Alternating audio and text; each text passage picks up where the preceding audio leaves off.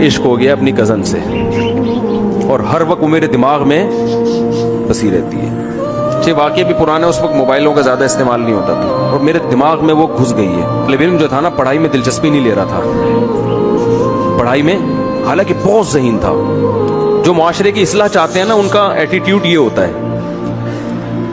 حالانکہ ذہین ہے, پڑھ نہیں رہا. استاذ نے کبھی ایک تھپڑ, کبھی وہاں سے تھپڑ, ابا بھی کوٹ رہے ہیں پکڑ کے اس کو. تو کہہ رہے مجھے بتایا کہ یار اس کو مارتے رہتے ہیں. تو میں نے اس کو سائڈ پہ لے کر گیا. میں نے کہا بھائی پہلی بات میں گارنٹی دیتا ہوں آئندہ تم پہ کوئی ہاتھ نہیں اٹھائے گا. لڑکے کی عمر ہوگی 16-17 سال, بالکل ینگ. کہہ رہے میں نے کہا ہاتھ نہیں اٹھائے گا.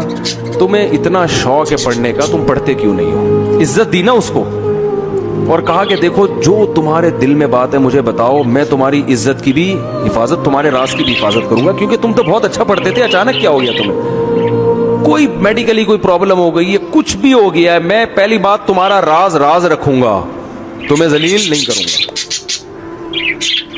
تو اس نے کہا کہ مجھے ہر وقت اس کے خیالات آتے ہیں, ہر وقت اس سے ملنے کا شوق, اور میں یہ بات اپنے باپ سے نہیں کر سکتا, کیونکہ ہمارے گھر کا ایسا ماحول نہیں ہے کہ ابا سے کہیں ابا مجھے فلانی سے عشق ہو گیا. ابا کہہ کہ چماٹ لگایا, کم بات اپنی عمر دیکھ, تجھے پڑھنے کے لیے میں نے بھیجا ہے, اور عشق ہو گیا, تو مولوی بن رہا. مدرسے کا طالب علم تھا, تو مولوی بن رہا ہے.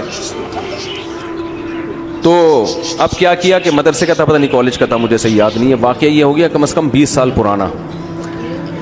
تو انہوں نے اس کو جا کے سمجھایا.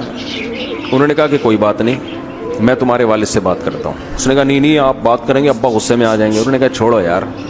ابا کو جا کے سمجھایا, دیکھو یہ اچھا بھلا لڑکا ہے, اتنے شوق سے پڑھ رہا تھا, یہ بندہ 2 نمبر نہیں ہے. ایک تو سست ہوتا نا, اس کمبخت کا تو کوئی علاج ہے ہی نہیں. سست کو تو تھپڑ ماریں گے نا تو وہ اور پڑ جائے گا کہ اب تو میرے زخم ہو, میرے تو تکلیف درد ہو رہا ہے, لیکن میں تو اب اٹھ ہی نہیں سکتا. تو اب یہ کہ غلط ہو گیا لیکن عشق ہو گیا ہے, تو آپ اپنے خرچے پہ اس کی شادی کرا دیں وہاں پہ.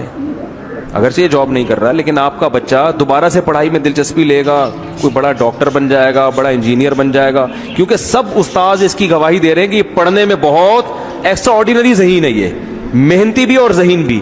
اب فالٹ یہ ہو گیا ہے, تو آپ اپنے خرچے پہ کر دیں. جب یہ کمانا شروع کرے گا تو کھلائے گا نا بیوی کو. کوئی لوفر قسم کا لڑکا تو یہ ہے نہیں کہ آپ کے ذمہ داری پہ چھوڑ کے بھاگ جائے.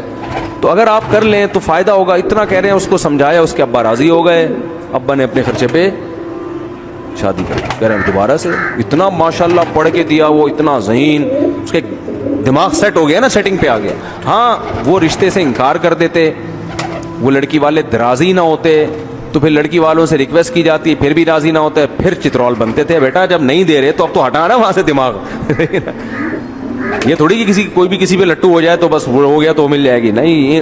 عمل الانسان ما تمنا, اللہ قرآن میں فرماتے ہیں انسان کو ہر محبوب چیز نہیں ملتی, کچھ مل جائیں گی, کچھ میں صبر کرنا پڑے گا. تو ورنہ تو ساری دنیا کی سیٹنگیں اگر کامیاب ہو رہی ہوتی تو یہ ڈیٹنگ پوائنٹ اور چھپ چھپ کے ملاقاتیں کیوں ہوتی؟ جہاں پسند آئی پیغام بھیجا, ابا نے کہا لیا. ایسا نہیں ہوتا. ابا درمیان میں کباب میں ہڈی, اماں کباب میں ہڈی, پھر آپ کے ابا راضی ہو گئے تو پھر ان کی ابا ہڈی, ان کی اماں ہڈی, اتنے سارے ہڈے درمیان میں ہول سیل کے حساب سے پڑے ہوئے ہیں, اور اتنے کانٹے ان کو عبور کر کے کبھی مل جائے گا کبھی نہیں. تو جب نہیں ملا تو پھر وہی ہمارا فلسفہ, کہیں اور ٹرائی کرو بھائی, ٹھیک ہے نا. یہ نہیں کہ اس کے یہ جو کہتے ہیں نا میں تمہارے انتظار میں 20 سال بیٹھا رہوں گا, یہ پاگل آدمی ہے, بے وقوف آدمی ہے, یہ پاگل ہے, یہ کچھ بھی نہیں کر سکتا دنیا میں.